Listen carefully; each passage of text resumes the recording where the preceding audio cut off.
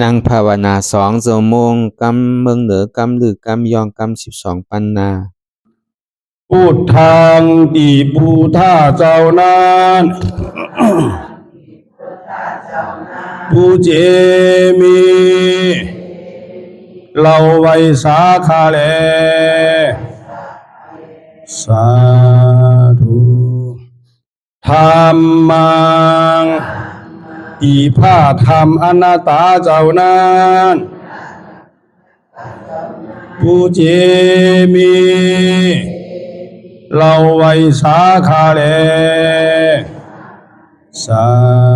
ธุสังฆังอีพระอริยสังฆาเจ้านั้นผู้เจมีเราไว้สาขาแลสาธุ10 ต่อไปนี้รวมตีบรวมตานขันธ์ธาตุดังหาผ้าการคาอิมังอาตาภาวังพุทธัสสะปาฏิจจสามิขันธ์ธาตุดังหาอัญจิวาสามุตติวันยัตนีข้าขอน้อมถ่ายตานคือเก่พระพุทธเจ้าข้าเลอิมังอาตาภาวังธรรมัสสะปาฏิจจสามิขันธ์ธาตุดังหาอัญจิวาสมุตติวันยัตนี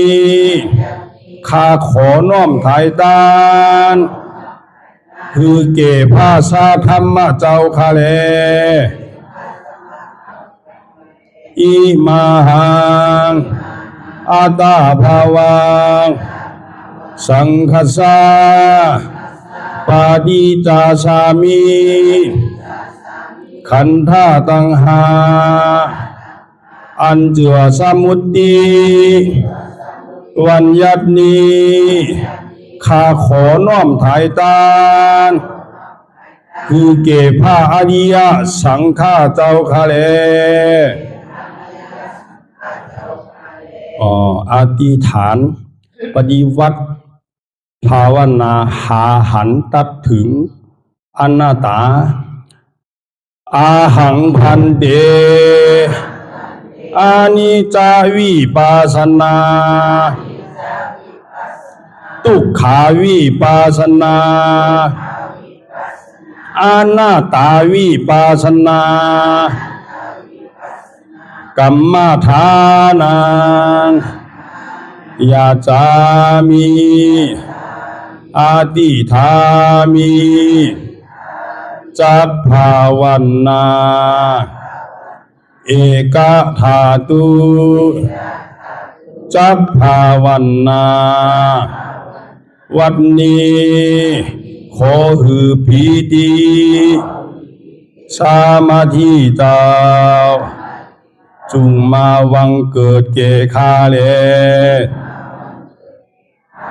อันว่ากายาลุปคานีอันกว้างศอกยาววานาคืบนิ้วเต่ามีธาตุตั้งสี่จุงมาผ้ากอบรวยการจังเป็นกายาลูปนี้อาทิอิมาสมิงกายปะทาวิธาตุอาโภธาตุเตโชธาตุวาโยธาตุยาจา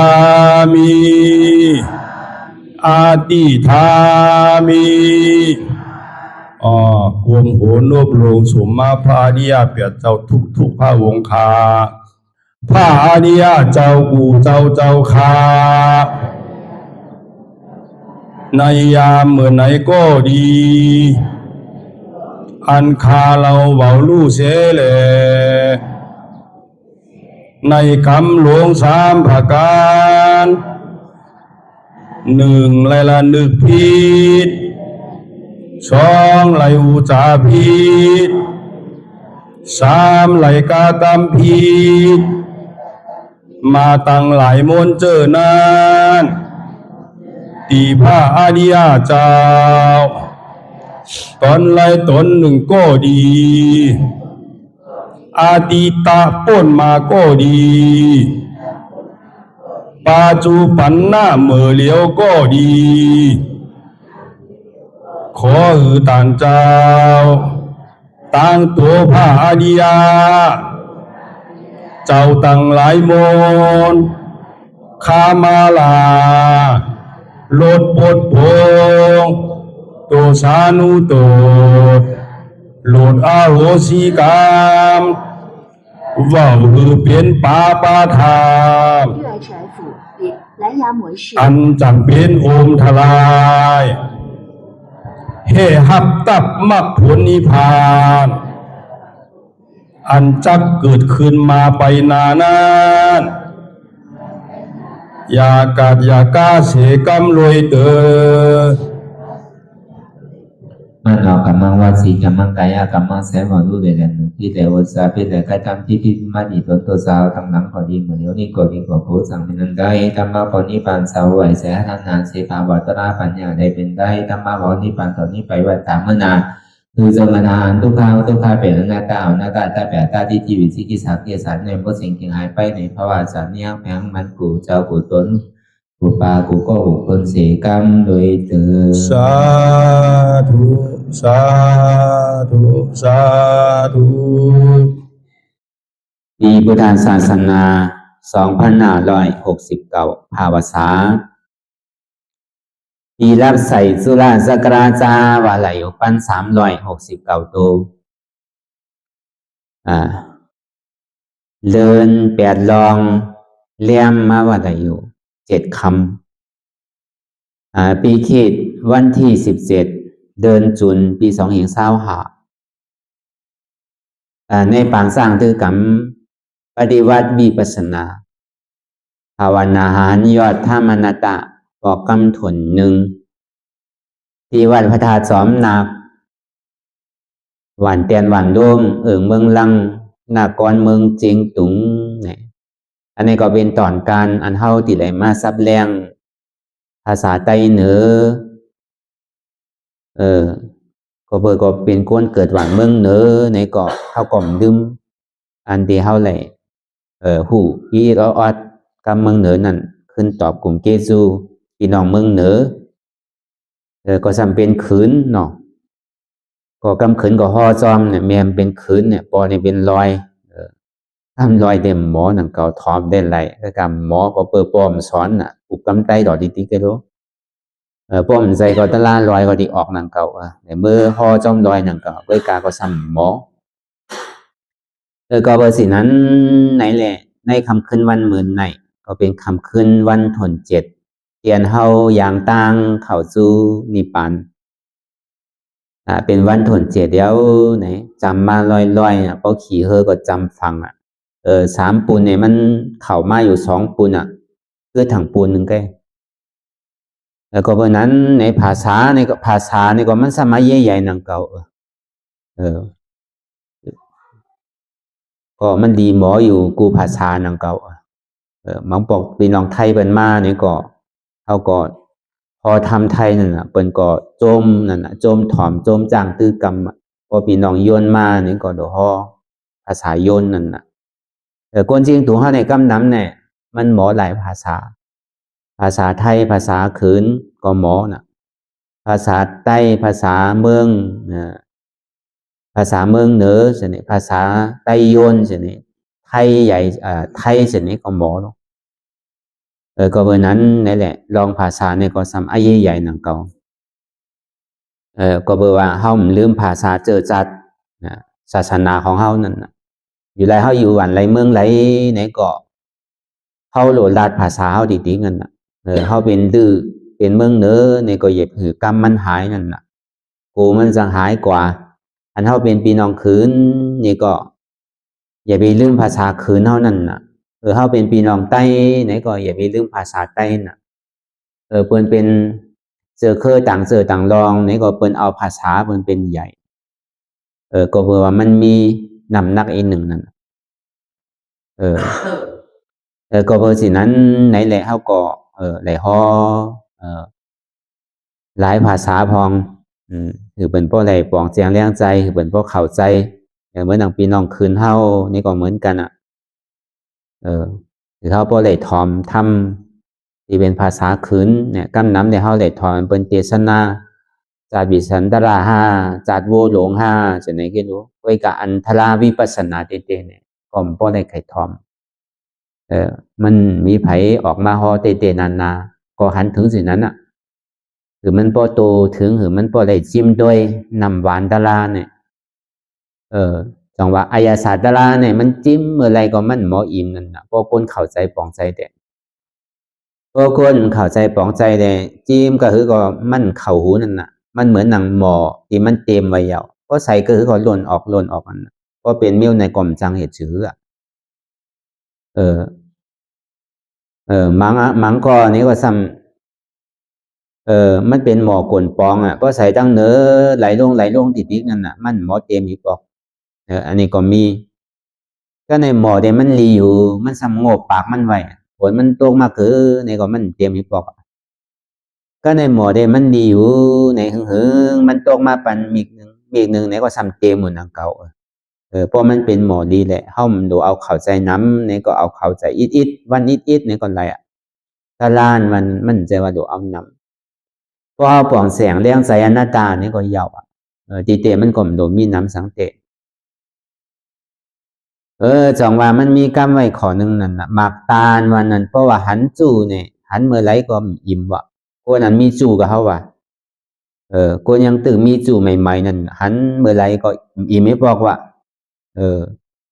น้ำบางรายนั้นไหนฝนตกมาอยู่เป็นปีเป็นเดือนมันไหนก็หมอโดนพังวะขุนเมืองอันวันนั้นเงินคำมีน้ำกระหือไหนก็หมอโปวะสวยดอกก้องสวยดอกเมียดปิญญาสีนั้นถอมตาราเมื่อไรไหนก็หมออีไม่บอกว่าในสีก่อนเนี่ยก็เลิกเอาเขาที่เป็นก่อนไรกวนฮอมันได้ก็ค่าใจฮอไว้ใจลีงามนั่นน่ะมังบอกได้ไข่ฮอถึงมันยาวอยู่ก้อยกา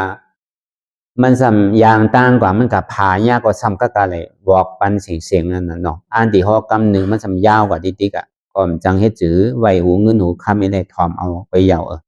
แค่เดี๋ยวเขาดีกับทอมที่เหตุเขาเกิดกิเลสาเหตุเขาเกิดล้อผาใครใครมีอยู่ดิ๊กอันนั้นมันมีเมื่อยาวฮิปบอกอ่ะทอมยาวเหตุเขาเกิดกิเลสาหมออิ่มหมอเวอหมอจานไข่เกิดไข่ตายอยู่ดิ๊กนั่นแกก็ผมพวกไข่เค็มนะครับก็เวอร์สินั้นไหนแหละในวันเหมือนในนี่ก็เขาก็ดีไรมาฮอตราในการจ้างตือกรรมปฏิวัติในข้าวยามกลางคำ6 โมงต่อถึง8 โมงเนี่ยก็สำคัญติไรมาสืบเตียนเมื่อว่านั้นเฮาไหลฮออนัตตาลักษณะสุขไว้ในดูป้าคันธาอนัตตานั้นเตียนพระพุทธเจ้าเฮาในเทศนาเมื่อเรือนเก่าโมนั้นในเทศนาธรรมในธรรมจักรนั้นในธรรมจักรปวัตนาสุดนั้นก็เทวราเขาเทวบุตรเขาพญาอินทร์พญาพรหมเขาเนี่ยก็เขาก็ไหลลงตาเห็นธรรมกว่าไหลวันรู้ถึงโสดาปฏิมรรคโสดาปฏิผลกว่ามังก็สำคัญถึงเป็นสัตตกามีมรรคสัตตกามีผลมังสาวมังป้านั้นในสำคัญเป็นอนาคามก็มีใจว่าตกเป็นโสดาบันถึงเสียงใจอันจันตราสูงเหลือนั้นก็ยังมีอยู่นั่นก็ในโกนเดียนไหนทอมตรากันนั่นอันเจ้าปัญจาวกีหาเจ้านั้นเจ้ากรณียานั้นก็ตกเป็นโสดาบันกว่าเตียนไหลทอมตราธรรมะเสจานั้นอันที่เฮาเลยฮอกันกูวันนั้นอริยเสจา4 ประการนั้นก็ในถึงมาเมื่อเรือนเก่าลองหนึ่งคำนั้นพระพุทธเจ้าเฮาในก็เสริญที่มาเทศนาธรรมในอนัตตลักษณะสุดอันไหนเปิงเตียนเฮาเอามาเปิดปังตรากันเอาอะไรมาจ้างตื้อกรรมกันต่อถึงพ้องยามเมื่อเดียวใน อันเท่าเหล่ห่อมาหลายตีหลายผายหลายป้ายในเกาะมันก็เป็นเปิงของอนัตตาลักษณะสุดเนี่ยก็แปลว่าตันอนัตตาลักษณะสุดนั้นเนี่ยมันห่อปุนตาโกนดีถึงเย่าการเย่างานนั่นตาดีถึงกิจการนั้นสุดเสียงกว่ามอค่าหลวงสีเมในถึงป้อขามปนไหลถึงสีเมนั่นนะพระพุทธเจ้าเท่านั้นมีขอเยื่องอันสินั้นไว้เพราะวันนั้นแลจากที่ห่ออยู่หาวันทัดกันนั่นน่ะเมื่อห่ออนัตตาลักษณะสุดวันนนตั้งนั้นในเจ้ากรณียานั้นตกเป็นยาห้านตากว่าเป็นวันดีสังขารเกิดขึ้นในโลกกาเนี่ยวันพระพุทธเจ้าเนี่ยเป็นวันเดือน7 มนน่ะก็ในวัน8 เดือน 8 มนซ้ำเป็นวันธรรมวันธรรมเจ้าเมื่อพุทธเจ้าเทศนาอ่อนตั้งสุดบนน่ะก็ในวันที่3เป็นวันสังขารนั่นเจ้ากรณียานั้นตกเป็นยาห้านตากว่าเพราะอันนั้นเป็นมักมันว่าเป็นวันสังขารก็ในถึงดีเจ้ากรณียานั้นตกเป็นยาห้านตากว่าเนี่ยเจ้าว่าปานนั้นตกเป็นโซดาปานกว่าเจ้าพัทยาเนี่ยสัมเป็นรองโซดาปานก็วันนั้นในพระพุทธเจ้าเฮาจึงที่มาห่อธรรมเทศนากว่าแถมกราบกายเลยลองอัตตาและอนัตตามันว่าลองอัตตาและอนัตตาคำเดียวเวกาอ่อนตั้งเนี่ยว่าลองอัตตาก็เบอเฮามีลองตั้งหันผิดวนผิดเจนจาผิดไว้ตั้งหันมันมันอย่าก็ตั้งวนเฮานี่มันมันก็เบอตั้งหันมันตั้งวนมันไหนแหละมันจึงดีไหลของมันอันเตนั่นอันเท่าไหร่มากเกิดเถ่าเป็นตายเนี่ยก็เพื่อเฮาหันผิดมันหันมันไว้เลยเฮาจึงดีไหลมากของอันมันนั่นมันจึงดีไหลมากของผิดเนี่ยเพราะว่ามันไหลของลีในเด็กก็กว่าจ้อมพระพุทธเจ้ายาหานเขาเจ้ายาหานตาเขากว่าอยู่เมืองนิพพานสิก็เพื่อเฮายังตึกหันผิดเดี๋ยวก็เจนจ้าวนผิดอยู่แหละเฮาก็ยังค้างคำไว้อยู่ในโลกอยู่มาแล้วเนี่ยเพราะวันนั้นในพระพุทธเจ้านั้นก็เบอร์ไข่คือลูกหักมันเจ้านั้นขามป้นอ้อข่าหลงสีเมนั่นจองนี้ว่ามาวนทัดสังตัวยินดีก็ดีห่อวันเดียวก็เตก็มันต้องเป็นยาห้านตาอะไรเสียงก็วันนั้นในแกนเจ้าจังนี้สืบขึ้นห่ออนัตตาลักษณะสุขในมือเลิน8 ลอง 2 คำเอาเลินเก่าลอง 2 คำเลินเก่าลอง 1 คำในห่ออนัตตาลักษณะสุดเดี๋ยวก็เจ้าก็รัญญาต้องเป็นยาห้านตากว่าก็ไม่ถึงมามือเลินเก่าลอง 2 คำนั้นไหนพระพุทธเจ้าเฮาจังนี้ขึ้นสืบห่ออนัตตาลักษณะสุดนั้นเดี๋ยวเลยลองก็เบอร์ว่าอันเฮามีลองตั้งหันผิดไว้ว่ารูปะขันธานิจารูปะขันธาทุกขารูปะขันธาสุขารูปะขันธาอัตตาวิญญาณขันธานิจังวิญญาณขันธาสุขังวิญญาณขันธาอัตตาเวทนาขันธานิจังเวทนาขันธาสุขังเวทนาขันธาอัตตาสัญญาณขันธานิจังสัญญาณขันธาสุขังสัญญาณขันธาอัตตาสังขารนาขันธานิจาสังขารนาขันธาสุขังสังขารนาขันธาอัตตาอันนี้เขามีลองตั้งหันผิดไว้ใช่ไหมว่าก็เบอร์โก้เท่าเนี่ยมันหันไว้ว่าขันธาดังหาเนี่ยขันธาหาเปิงเนี่ยมันหมั่นกึ่งว่ะขันธาหาเปิงในมันเป็นสุขาวะขันธาหาเปิงในเฮาอุเปิงไหลวะก็ในผู้ใดสอดสำขึ้นถามขึ้นว่าในขันธาหาเปิงในเพราะว่ามันหมั่นกึ่งไหนเหงมันซ้ำดีเท่าเหงมันซ้ำดีเป็นเหงมันซ้ำดีตายเหงมันซ้ำดีมีลองตั้งขีใจหมองใจอ่ำดีใจหุกใจหายปวนด้วยเจนจานด้วยลีรู้เพราะมันหมั่นกึ่งเตะอันไรมันหมั่นกึ่งอันนั้นเป็นชังพิฆาเวเนี่ยก็อันหันเพไพเกิดเถ่าเป็นตายว่าพิฆาเวมันวัดก็วัดสติที่เอเตนาที่วัดดอเนี่ย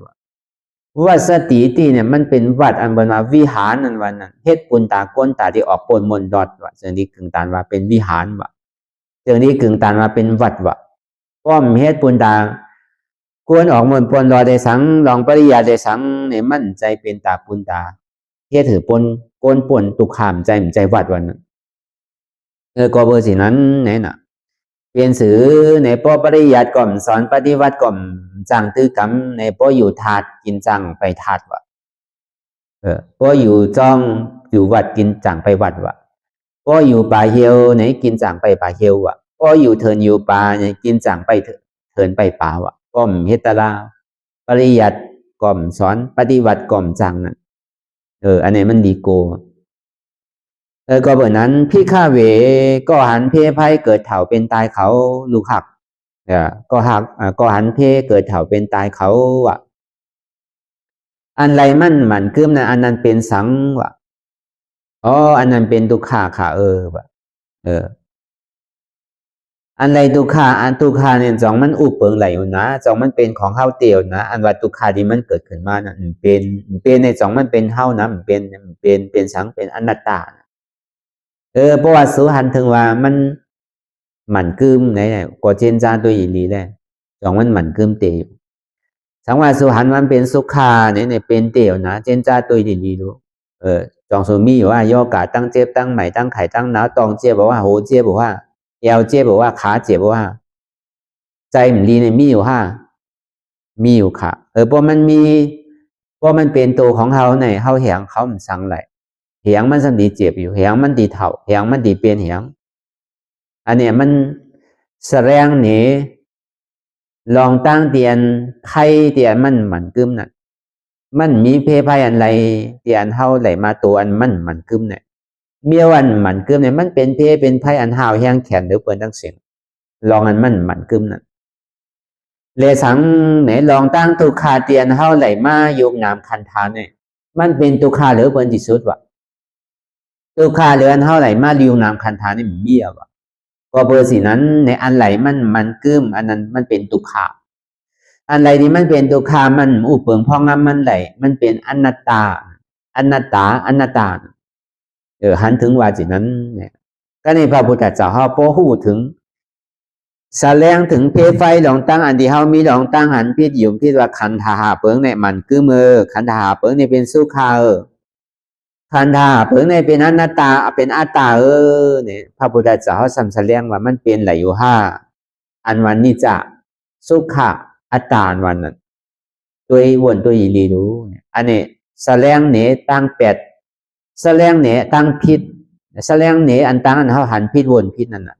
ก็ในพอแสดงดองส่วนพิษเดียวนี่ก็สำขึ้นปอกมาแสดงดองตั้งอันส่วนถูกอันส่วนแมนน่ะก็เปอเป็นสีไหนเนี่ยน่ะสูดฟังด้วยถ่อมด้วยดีๆนั่นน่ะก็บริวารรูปะขันธาอานิจังรูปะขันธาตุขังรูปะขันธาอนัตตาวิญญาณขันธาอานิจังวิญญาณขันธาตุขังวิญญาณขันธาอนัตตาเวทนานาขันธาอานิจังเวทนานาขันธาตุขังเวทนานาขันธาอนัตตาสัญญานาขันธาอานิจังสัญญานาขันธาตุขังสัญญานาขันธาอนัตตาสังขารนาขันธาอานิจังสังขารนาขันธาตุขังสังขารนาขันธาอนัตตาปองว่ามันเสาว่ายุคอันวันนั้นมันเป็นสังมันเป็นตัวของเขาในกำเดียวกำปีเงียบกำวันยัดนั่นเป็นห้องว่าตัวนั่นตัวนี่เป็นยุคเต้ในตัวมันมียุคมันเป็นยุคมันลายแก่มันเป็นยุคธาตุแก่เป็นห้องสภาวะของยุคธาตุวันนั้นมันอยู่เป็นที่เก่าทีเดียวมันสืบเป็นสืบดูสภาวะของยุคนะกำเจ็บกำแสบกำไหมกำแกนกำตกกำตอดกำเน็ดกำสันกำแข็งไอ้กำปวดไอ้กำนักไอ้กำเบามันแดกลายคล้ายกว่ากูขิงกูข้าวย่ำอันนี้เป็นห้องว่าเป็นสภาวะยุคธาตุดูป้าขันธาอันนี้จ้าเนี่ยว่ายุคในมันมันกึมว่ามันอยู่เป็นตีเป็นเก่าเป็นเดียวว่าเป็นห้องว่าสันตติเนี่ยนะสันตติเนี่ยบอกว่ามันสืบเป็นสืบลูกดูป้าขันธาทุกขาเนี่ยว่าก็เพราะว่ามันมีลองตั้งสืบเป็นสืบดูแหละจังว่ายุคเนี่ยเป็นทุกขารูปะขันธาอนัตตาก็แปลว่ามันอุปเปิงไหลมันเป็นอนัตตามั่นใจของเฮาเตะอย่าไปถามว่ามันเป็นตัวของเฮามันเป็นยุคอันหนึ่งได้ในยุคเนี่ยมันสืบเป็นสืบดูเรียกลายค่ายกว่าติ๊กอย่าไปยึดยับกับมันไว้ว่าเป็นตัวของเฮาเนี่ยเป็นไหลมั่นใจเตะมันอุปเปิงไหลมันเป็นอนัตตาเพราะว่าที่ยาวๆมันนี่ก็เป็นของว่าปองว่ารูปะขันธาอนัตตาก็ ก็ปองความตายเฮาในก็มั่นใจตัวเก่าเป็นอนัตตานะขอเดียวกันตั้งแต่หัวถึงตีนเนี่ยพอมันปอมาเนี่ยพอเฮาฮัดจุนไหลเนี่ยพอเก่ามันตกกว่ายาวเนี่ยก็วิจิกิจฉาเนี่ยก็ตกกว่าพอเก่าตกกว่ายาววิจิกิจฉาจงเพราะมันนางตะลาเนี่ยเพราะมันเจ็บมาที่ขากำเดียวเนี่ยมันนางเมื่อไรก็เจ็บที่ขามันนางเมื่อไรก็เจ็บที่โกนนั้นวันนั้นปองว่าตะลาเนี่ยมันมีที่นั่นอ่ะพอเฮาเอาโกนออกไหลพอเอาขาออกไหลพอเอาเข่าออกไหลพอเอาเอวออกไหลพอเอาตัวเฮาออกไหลก็ไหลตะลาเป็นน้องเจ้ากรัญญากำเร็วอ่ะมันง่ายๆแค่พอดีว่าเจมันใจหยาบสังมันหยาบเตียนห้อมปองเลยนะเฮาก็ยังตื้อว่าเป็นของเฮาอยู่ติดๆนะเพราะมันเจ็บมันโกนมันขึ้นมันเมื่อยแกนมาสิเนี่ยมันไข่เยื่นไหลกำไข่เพื่อนกำไข่นื้อกำไข่คายกำตั้งหันพี่ในมีสาธิที่หันว่ามีโหมีขามีมือมีโตมีสาสังคปาเนี่ยหนึ่งปันแด้พื้นปันแด้คายปันแด้ยายปันแด้เป็นสังปองในมันไหลก็ปองที่มากก่อน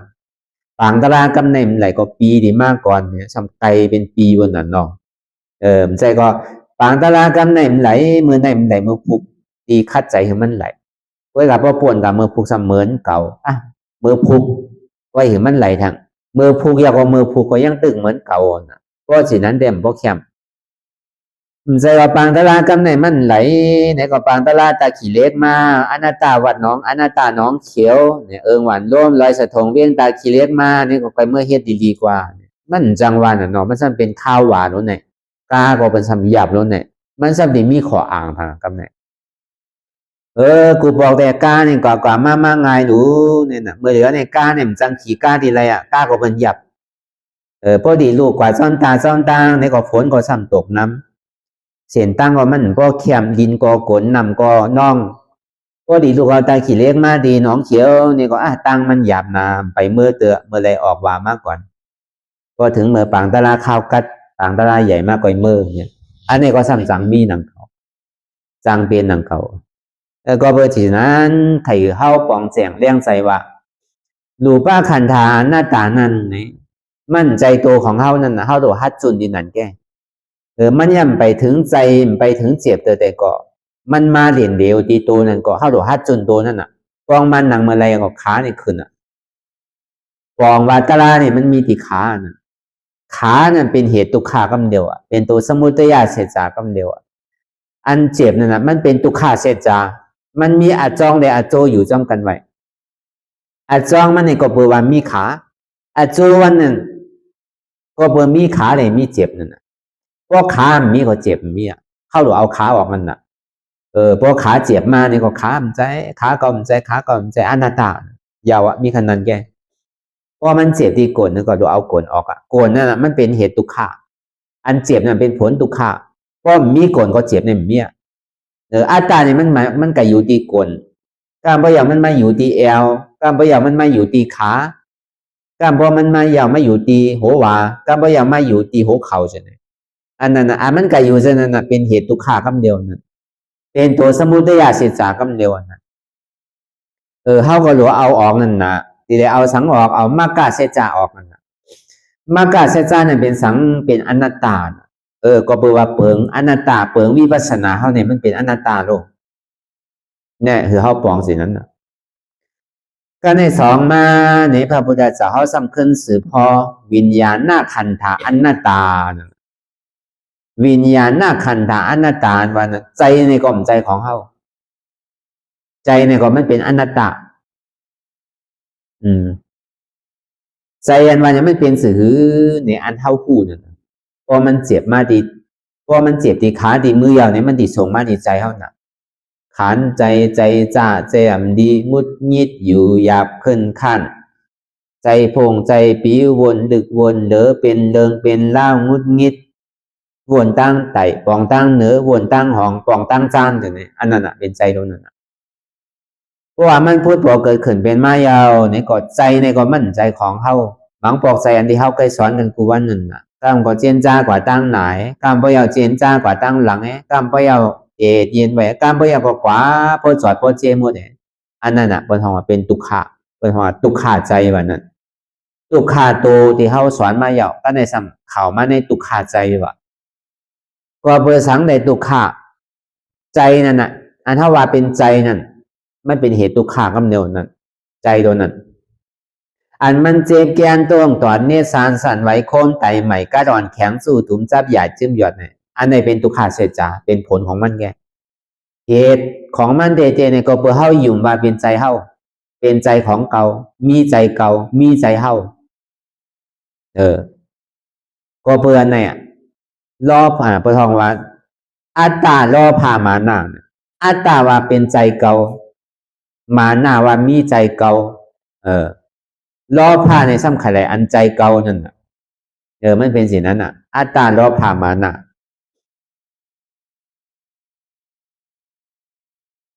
ใจในกลมใจของเฮาในป้อมใจของเฮาในทำเป็นสังมันก็สำหรับในมีสิ่งนั้นทางมันเป็นนามธาตุมาลายแก่นามธาตุนั้นสำเป็นสื่อเนี่ยอันเจ็บเกียนตรงตอดเนียดสานสันไว้โคมไตอันนั้นเป็นธาตุลม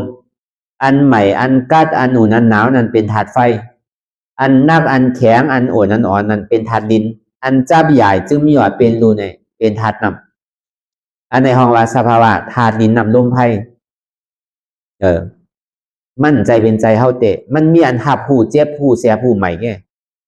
ใจเฮาอันว่านี่มันมี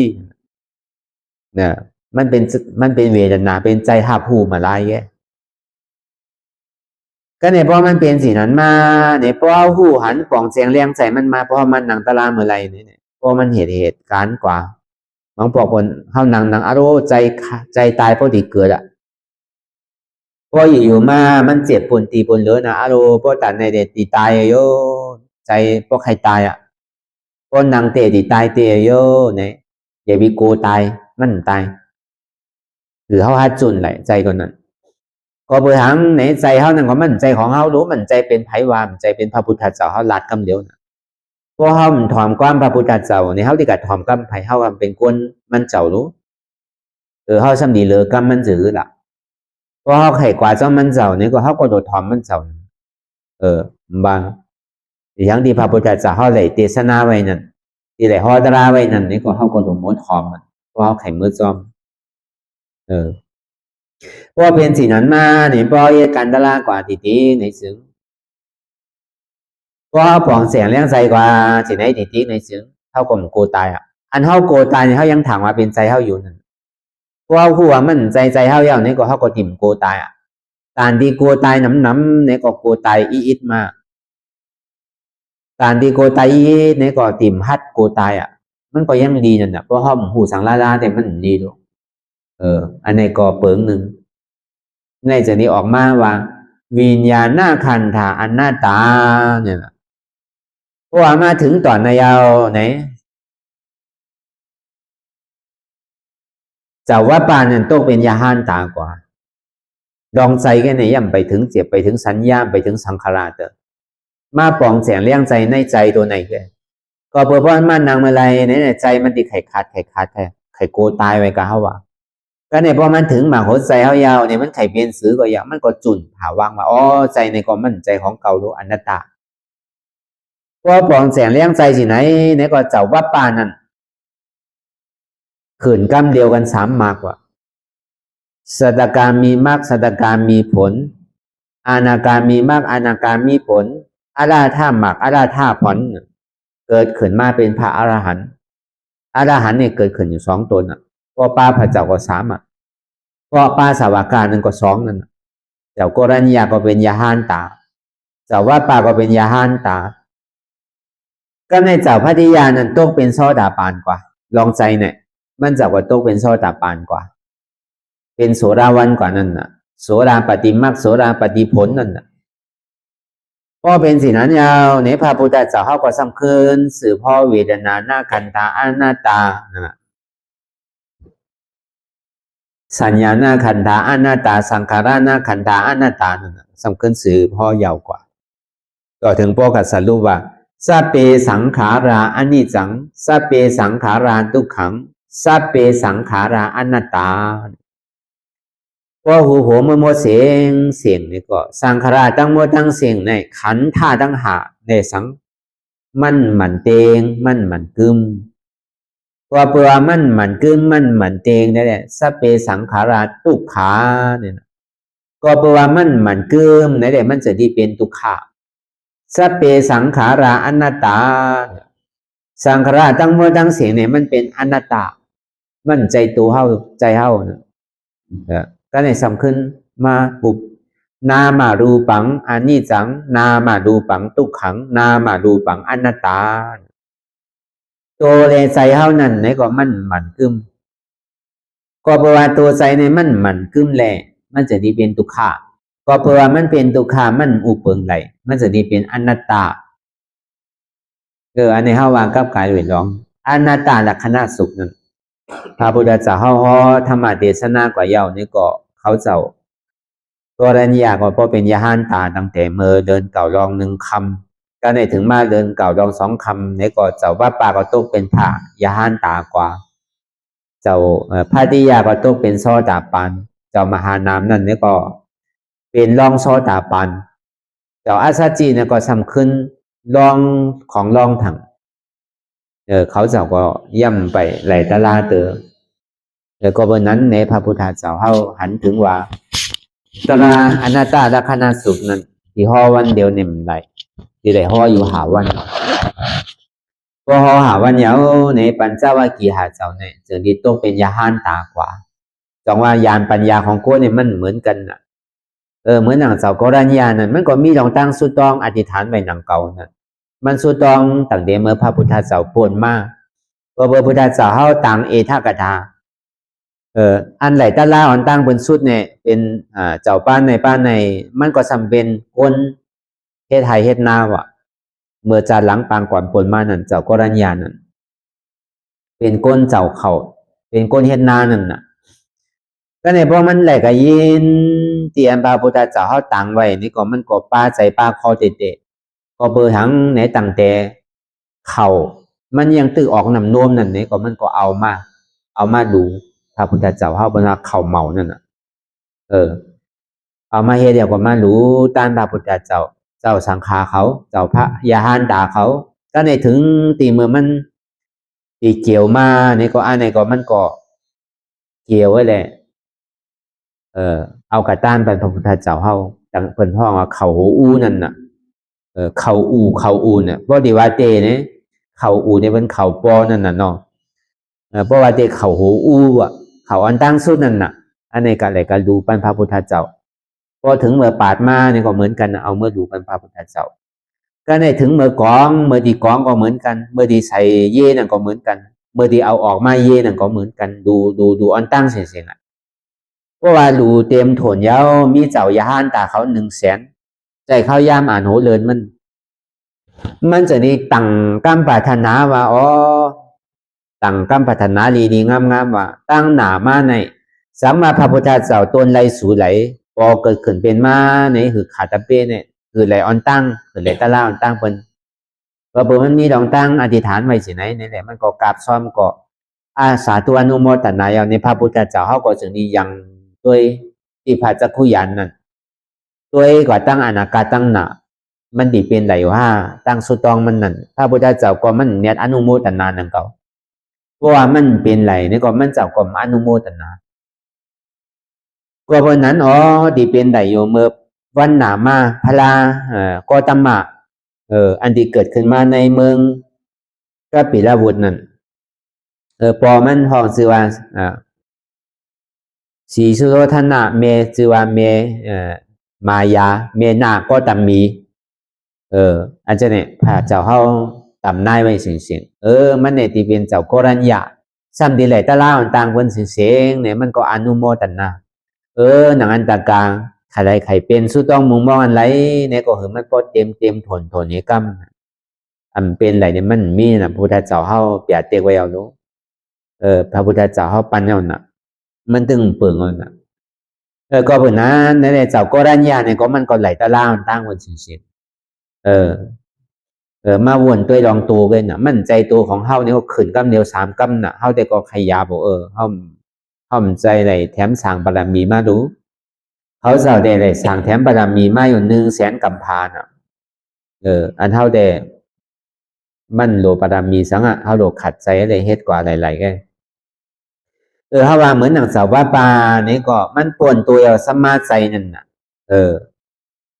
ก็สำขึ้นจุนใจเนี่ยมันจึงดีหลายตะลาจะดีขึ้นกำเร็วกัน3หมักอ่ะพอฮัดตายเอาก็ขึ้นกำเร็ว3หมัก3โผหลายกำเร็วก็ใน2วันมันโกหนาเหลือเปิ้นตั้งปึกตั้งโมตั้งเสียงอันดีโกหนาเหลือเปิ้นตั้งปึกตั้งโมตั้งเสียงอันหักหนาเหลือเปิ้นตั้งปึกตั้งโมตั้งเสียงเนี่ยหักเปิ้นเนี่ยเหมือนหักตัวเจ้าเก่าอ่ะ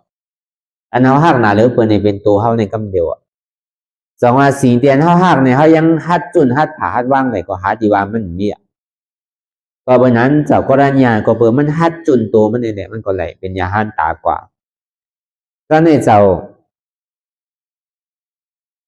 ว่าป่าเนี่ยก็เปิดฮัดจุนใจก็เป็นยาหันตากว่าก็ในเจ้าพัทยานั่นเนี่ยฮัดจุนเจ็บจังว่าอันมันหักหนาเหลือเปิดในเป็นตัวเฮาอันมันหักหนาเหลือตัวเฮาสำเป็นใจว่ะอันมันหักหนาเหลือใจเฮาเนี่ยสำเป็นเจ็บว่ะ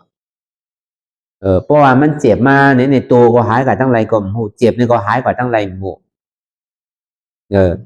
ก็เปิดมันฮัดจุนเจ็บ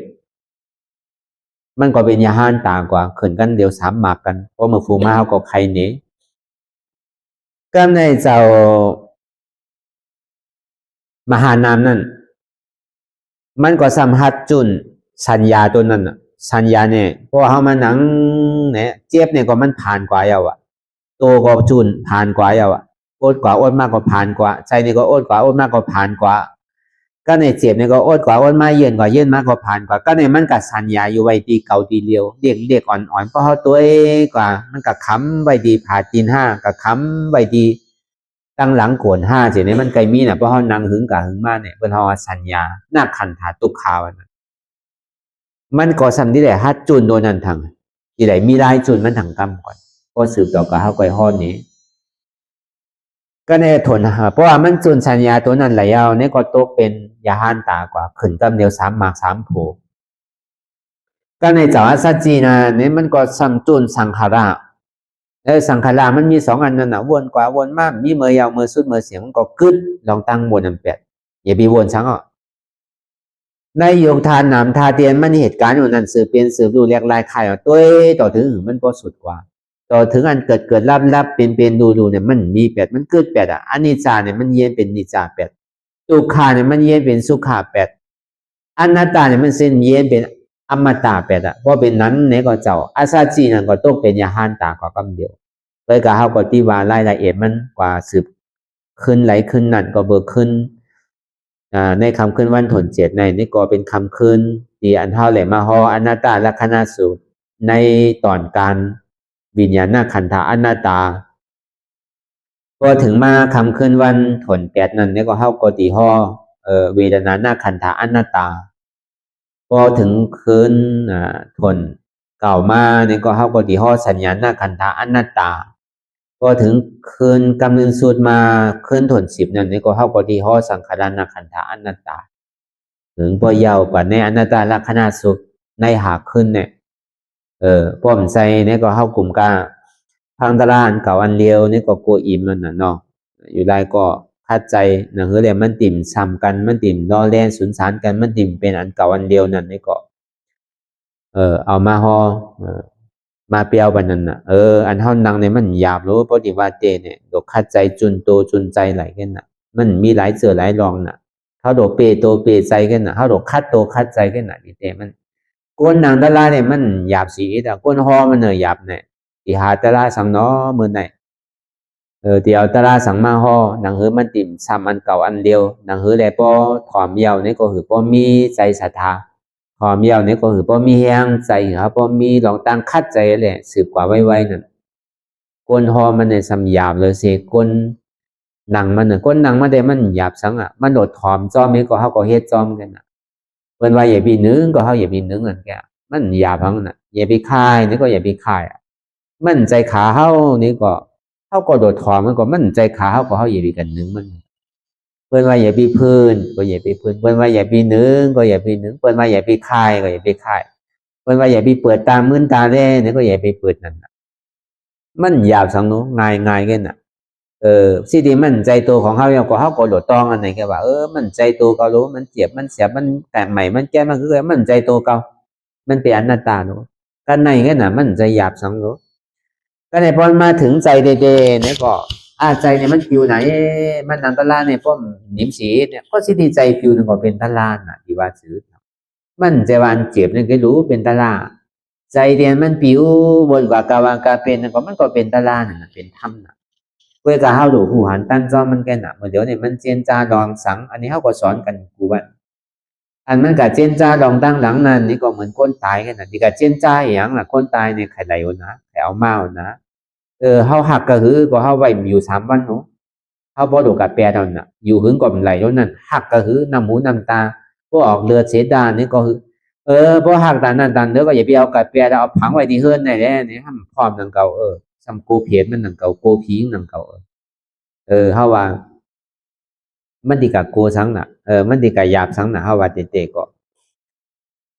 จังว่าเฮาโลหัดจุนตัวเองน่ะเฮาโลหัดจุนใจเองน่ะเพราะว่าใจมันปอเกิดขึ้นเป็นมานี่ก็มันเจ็บอกเจ็บใจมันเป็นสื่อมากกว่าเหยาใจที่มันเกิดขึ้นมันก็วนตั้งหลังนี่ก็เหมือนว่ามาเมื่อเจ้านั่นน่ะมันเมียวของตายกันน่ะที่เอามาวนให้สังมันเมียวก็เป็นขี่เป็นเยียวก็รู้เฮาขี่เยียวตกใส่ถังขี่เยียวเฮาสิปอกเก็บกินขึ้นก่อมใจเพราะกลุ่มกาวนตั้งหลังในเปิ้นว่ามันเหมือนคนตายว่าพอจิตนั้นก็กอมบ่วนอ่ะกอมไปไข่ตายเด้อเปิ้นว่าเป็นขี่เป็นเยียวอ่ะเมียวเฮาขี่เอาย่ำหาตัวเอาอ่ะพอดีแฮงดีเบื่ออ่ะเฮาพอโดดทองแป้นไว้เอาอ่ะสมาพอเฮาวนตั้งหลังเหมือนเฮาเอาเขียวเยียวมาเก็บกินขึ้นดีวนพอสิไหนแต่มันโดเอาอันในเข้าใจพองอ่ะ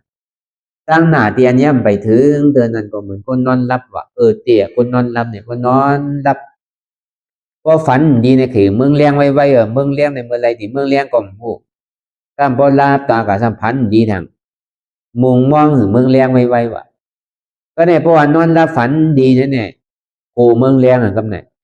เมืองบ่เลี้ยงอ่ะเนี่ยบนบ่ต่อยจริงก็รู้เนี่ยตึกนอนฝันดีอยู่อาจารย์มันเป็นสินั้นน่ะถึงนี่มื่นตามาเตเนี่ยมันมีสังเตน่ะมันอัปปลานั่นน่ะว่าห้องมีสังเตอัปปลาอันเฮากล่าวเจนจ้าลองตั้งหน้าเนี่ยมันเป็นสินั้นก็เนาะก็เนี่ยอันเฮาหันอยู่เฮาสำรวจมันก็เหมือนก้นตาบอดกันน่ะที่ดีเฮาหามันน่ะมันก็สามารถสู้เฮาน่ะเฮาสำรวจมันนั่นน่ะเหมือนใจก็ดีเหมือนตัวก็ดีนั่นมันหือเฮามาตัวเอาดูมันเจ็บมาดีตัวก็ดีเจ็บมาดีใจก็ดีมันเจ็บกว่าตั้งเสียงก็ดีเฮาหลงมาวนวางตัวในกล่อมใจของเก่ารู้พอมาดีตัวใจในกล่อมใจเก่ารู้เจ็บในความมั่นใจของเก่ารู้ในเป็นอนัตตามันหลงวนอย่างนั้นก็เพราะมันมาหัวซ้ำวนมันบอกวนกว่ามีลองมีตาสังวนมีเมื่อยาวเมื่อสุดเมื่อเสียงยังกำวนตั้งหลังตั้งหน้าเราเลสุนสารกันกว่าพอจอดพอเจหมดอ่ะอันนี้ก็เหมือนก้นตาบอดเหมือนกันอ่ะเหมือนก้นเหมือนก้นตาบอดมีอติเปสังอ่ะที่อันตัวเจ้ากะวนเนี่ยมันมีประโยชน์จะน่าสังก็คือเข้าใจจิตไหนพองอ่ะ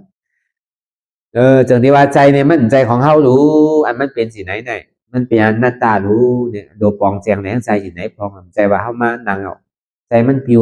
ตะลาก็ใจมันยิ้มไหนปองไหนใจก็มันเป็นตะลาก็ในสามมาเนี่ยพอมานั่งอย่างมันเจ็บเนื้อเจ็บตัว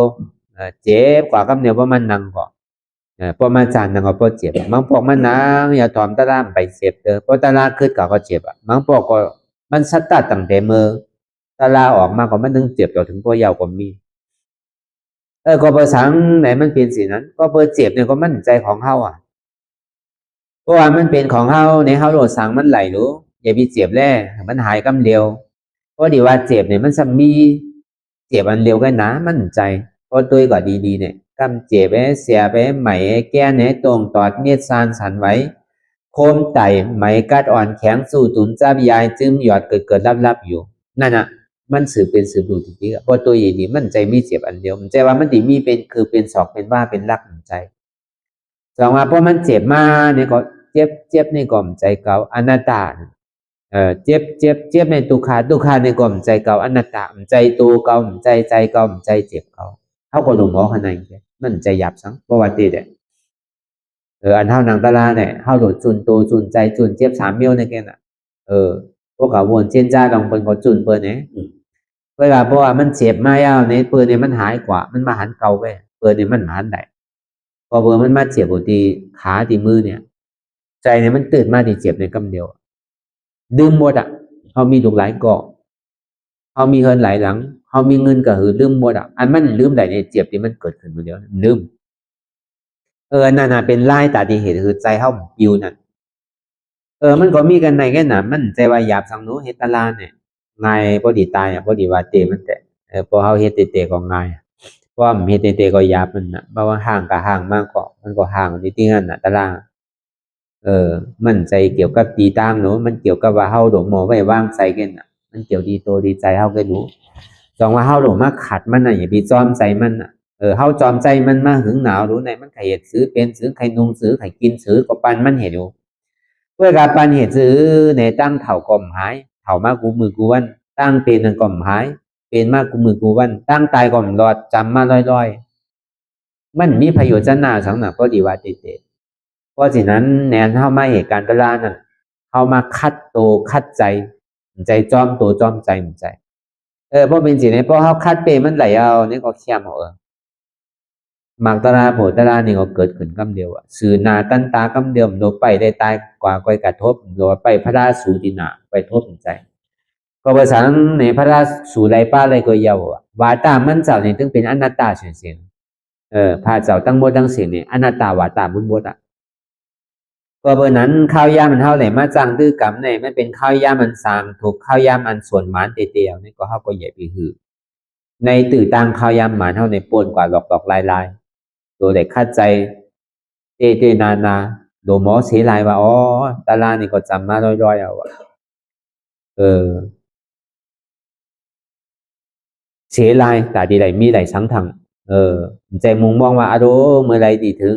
เมื่อใน7 วันเนี่ยว่ะทาง3 วันก็เลยปอกเลยปอกเฮิรนอ่ะอีนอนปันมันอิ่มอีแอลปันมันดีดีกินปันมันแคมก่อนอย่าไปเป็นสิ่งนั้นนะคือได้หมอเสียลายว่าการตาลาเนี่ยเมื่อเดี๋ยวในเขาก็กรรมดีเดเท่าไหร่มาเหตุมาจังมาตื้อกรรมปอกตีมาใน2 ที่เหมือนสิในก็แห้งเขาจังที่มีเขาจังที่ได้มาเหตุก็หูเนาะเปเสียลายนะเวลาข้าวยามในเปไว้ว่าไว้วันหนึ่งยาวป่วนวันหนึ่งพอถึงเขามาอยู่10 ขึ้นยาวถัง3 ขึ้นก่อนที่ได้พัดที่ได้ตากันยาวเนี่ยนะเขาว่าก็หือหู้จักเสียลายสิไหนฟังมันจะดีถึงอกถึงใจมันจะดีทัตตารามันจะดีขึ้นไว้นั่นน่ะก็ไรไข่นั่งก็นั่งสืบกว่าหึงก็ไหลเป็นชั้นอย่าไปอายอย่าไปโกไอ้นั่ง3 ชั่วโมง4 ชั่วโมงนี่ก็นั่งกว่า5 ชั่วโมงนี่ก็นั่งกว่าเมื่อเจ้าตื่นเหตุการณ์ล่าใหม่ๆนั่นก็นั่งขึ้นนิดที่ก็นั่งหือเจียมพอหาย3 ชั่วโมง4 ชั่วโมง5 ชั่วโมงนี่ก็นั่งกว่าที่เตี้ยพอจำที่สุดมากก็สื่อเพศกว่าตั้งหน้าทางนี่ก็ทำ8 ชั่วโมง9 ชั่วโมง10 ชั่วโมงนี่ก็นั่งต่อถึงพอ12 ชั่วโมงก็นั่งมากโดยเหตุการณ์นั้นกันอัตตาที่มันหนาหนาดูเพราะเหตุการณ์นั้นเนี่ยมันผมหับตาไว้อนัตตาหมดน่ะแผ่นดินเมื่อมันเท่านางอยู่เมื่อเดียวเนี่ยหนากว่า240,000 โยชนาเนี่ยมันหับตาอนัตตาไว้เสียงเพราะเหตุการณ์นั้นตันเนี่ยอัตตาเนี่ยมันเล็ดนะมันหมอหยอกหมอเหรียญเท่าหนาเพราะมหาลายมันเนี่ยมันออกมาง่ายเวลาพอมันออกมายาวนี่ก็เขาอย่ามีจ้อมตัวจ้อมใจนั่นนะเพราะมันหันเจ็บไว้ก็แค่นไหลตาลาไว้ใจว่ามันนางเนี่ยมันมีเจ็บอันนั้นนานไหลตาลาเพราะนางกำเดียวเจ็บกำเดียวแสบกำเดียวเพราะเขาเป้ใจฮัดจุนตัวก็ไหลตาลากำเดียวฮัดจุนใจเนี่ยก็ไหลตาลากำเดียวฮัดจุนเจ็บเนี่ยก็ไหลตาลากำเดียวก็เบอร์ตัวนั่นเพราะมันเจ็บมาไหนตึงวิญญาณเวทนาเนี่ยมันมาจู่อยู่ที่นั่นคำเดียวในกายะเจตาเวทนาธรรมาไม่อยู่ที่ตัวเพราะเอาใจเป็นรากเนี่ยก็ในเจตาเวทนาในกายะธรรมามันไม่อยู่ที่ใจก็ในเพราะเจเป็นเปลืองรากมันเนี่ยก็ในเวทนากายะเจตาธรรมาเนี่ยไม่อยู่ที่นั่นมันขวายคำเดียวกันเพราะเป็นเอาเปลืองของอนัตตาวิปัสสนาเนี่ยมันเป็นอย่างนั้นมันมาทีไรก็เรียกเขาฮัดจุนตัวจุนใจได้สืบจ้างคือกรรมตลากว่าอันไหนก็ทำมีเนี่ยก็เขาก็หันตุกขา ทำใจไหนก็เหือบ่ฮู้ว่าทุกขะนี่เป็นอนัตตาทำมีหันเจ็บทำใจฮู้ว่าเจ็บนี่เป็นอนัตตาทำมีหันว่าใจหูเก่าใจขาเก่าใจมือเก่าใจโตเก่าใจเก่าใจเจ็บเก่าทำใจฮู้ว่ามันเป็นอนัตตาทำมีหันในหันเจ็บแก้นตรงตอดเน็ดซานสั่นไหวคมไตใหม่กัดอ่อนแข็งจู่ตุนจับใหญ่จึมหยอดเกิดรับทำมีหันทำใจหวนเจ็บแก้นตรงตอดเน็ดซานสั่นไหวคมไตใหม่กัดอ่อนแข็งจู่ตุนจับใหญ่จึมหยอดเกิดรับในเป็นอนัตตาอันนี้ก็เขาวนยาวๆเขายามหึงอย่าไปว่าไผอย่าไปว่าเทิงเปลี่ยนเฮาหันเปลี่ยนเฮาวนเปลี่ยนเฮาวนอันเฮาหันนั่นถึงบ่เพ่งเพ่งกันวนต่อถึงเจ็บนั่นบ่สุดวนต่อถึงทุกขะนั่นบ่สุดตาต่อถึงอัตตานั่นบ่โตพุทธขาดกว่าอะไรที่มันพุทธบ่เกิดขึ้นเป็นมานั่นก็คือเฮาหมอวางเป็นอนัตตาไหน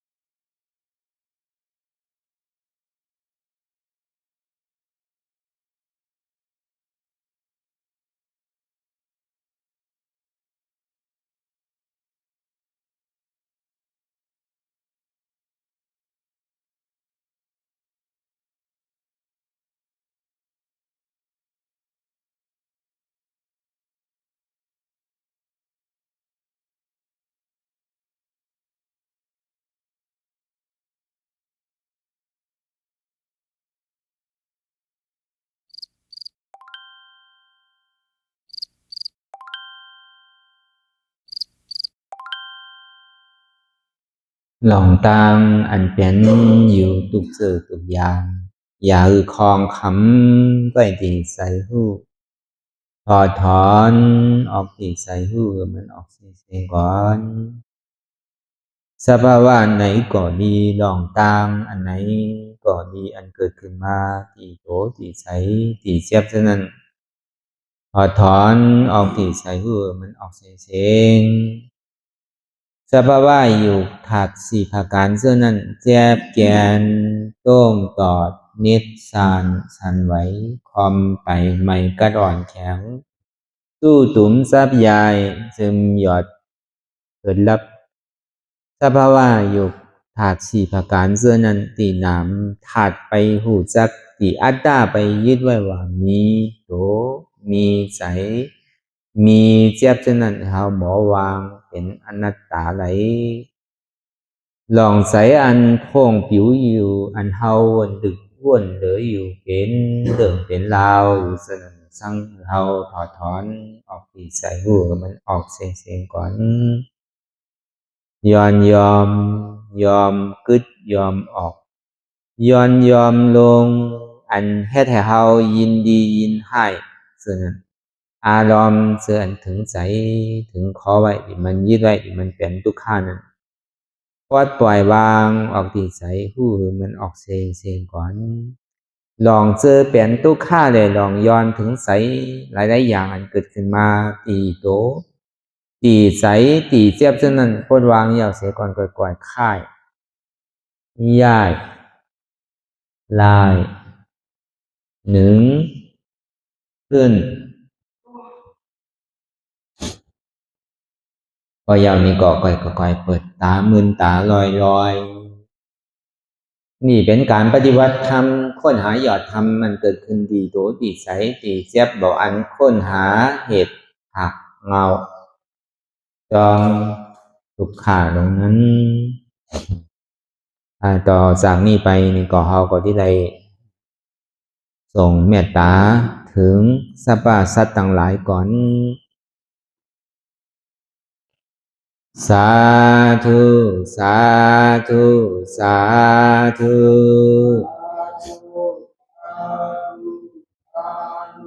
ผู้ฆ่าต่างหลายขอเชิญเอาอย่างเทศนาวุญที่ผู้ฆ่าต่างหลายไหลกาตามมาแล้วในวันนี้คือว่าไหลอือตานรักษาศีลหลับตาภาวนาเจริญวิปัสสนาญาณพังธรรมเทศนานี้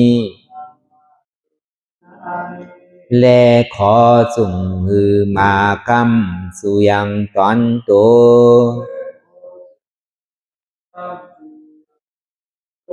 แห่งผู้ฆ่าตั้งหลายมนคือไล่ลาบความสุขและความเจริญงอกงามและขอหือเจียวดอดเวียงแก้วยอดอมาตามหาเนรปานในอนาคตกาลาอันจักมาวันปลายนานั้นแก่ผู้ฆ่าตั้งหลายมนทุกตอนทุกอ่องทุกผู้ทุกคนและเตอแทงผ้ากันหนึ่งผู้ฆ่าตั้งหลายมน ขออุทิศนาบุญทั้งหลายมวลผุงนี้ไปแผ่พายถึงเทวาวุตเทวาดาพญาอินทร์พญาพรหมพญายมมาราชพูดหนักน้ำไอโซนนางธรณีและสรรพสัตว์ทั้งหลายและหมู่ชยาข้าคุณทั้งหลายมวลอันไหลอานิสากรรมไปสู่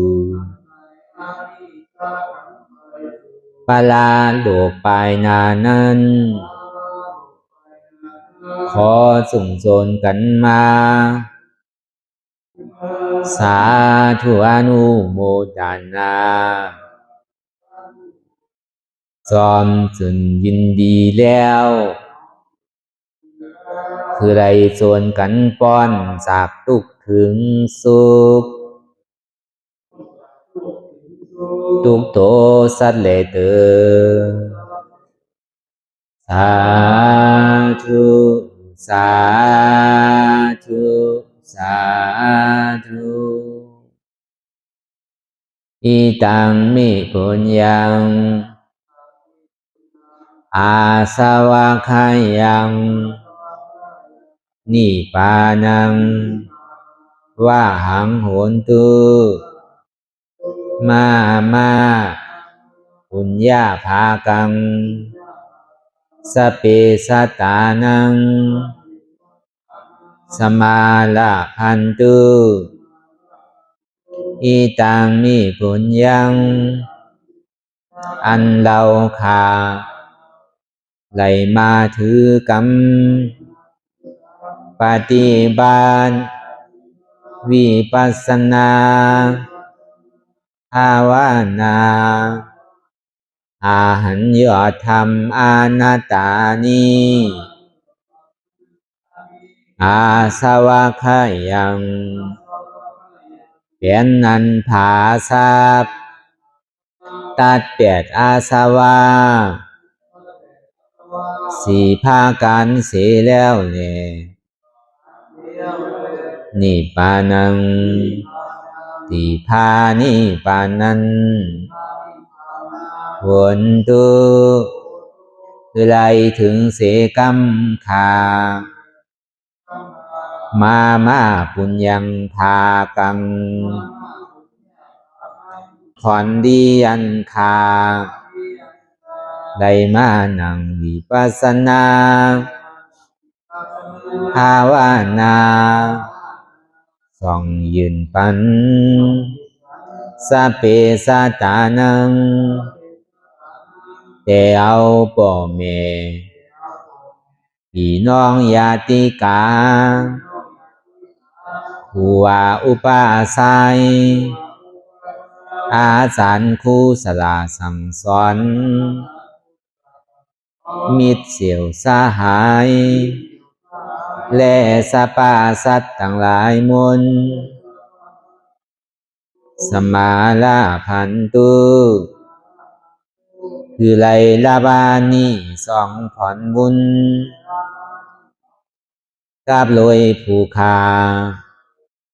ทั้งหลายมวลเสกรรมลอยเติมสาธุสาธุสาธุอิมังดานากัมมังนิปานาปัสสายโยนตุโนนิสังอิมังศีลากัมมังนิปานาปัสสายโยนตุโนนิสังอิมังภาวันนากัมมังนิปานาปัสสายโยนตุโนนิสังยังกินจีกุสาดังกัมมังกาตาปังกัมมังสาเปหิกาเตหิ คาตังปุญญังโนอานุโมดันตุสุนันตุพุนตุเยเจวะอัสสามิงทาเนอาทิกัตตาติขายุกาสัตตาหนตุสัพพะสัตตานังสุขิยาตานังปานิหารันตุมาตาปิตาสุขิตาหนตุทุกขาปามุสันตุสัพเพยาติกาสุขิตาหนตุทุกขาปาสันตุสัพเพอายาติกาสุขิตาหนตุทุกขาปามุสันตุสัพเพปิสาสัพเพยัคฆาสัพเพเปตาสุขิตาหนตุทุกขาปามุสันตุสัพเพนัคขตาสุขิตาหนตุทุกขาปามุสันตุสัพเพเทวาสุขิตาหนตุทุกขาปามุสันตุสัพเพอาจาริยุอุปัชฌายาสุขิตาหนตุทุกขาปามุสันตุสัพพะสัมปาทินังสามิสันตุวันตามิพุทธังสัพพังเมโตสังฆามาทาเมพันเตวันตามิธัมมังสัพพะเมโตสังฆามาทาเมพันเตวันตามิสังฆังสัพพังเมโตสังฆามาทาเมพันเตวันตามิอุปัสสะอาจาริเยสัพพังเมโตสังฆามาทาเมพันเตวันตามิกัมมาฐานังสัพพังเมโตสังฆามาทาเมพันเตวันตามิอาลาเมพัทธาสีมายังสัพพังเมโตสังฆามาทาเมพันเตวันตามิเจติยังสัพพังสัพพะทาเนสุปฏิทิตาสาริลาธาตุมหาโพธิงพุทธาลูปังสักกาลังสัตตานากาโลเกเทวาโลเกพัมมาโลเกสุมพุติเปลังกาติเปสาริลาธาตุโยเอสาธาตุโยอาลาหันตาธาตุโยเสติยังกันธากุติสตุราเสติสาเสธัมมาคันเทสะเปสังปาตาเสติยังอังวันตามิสัพพะโสสาธุสาธุสาธุ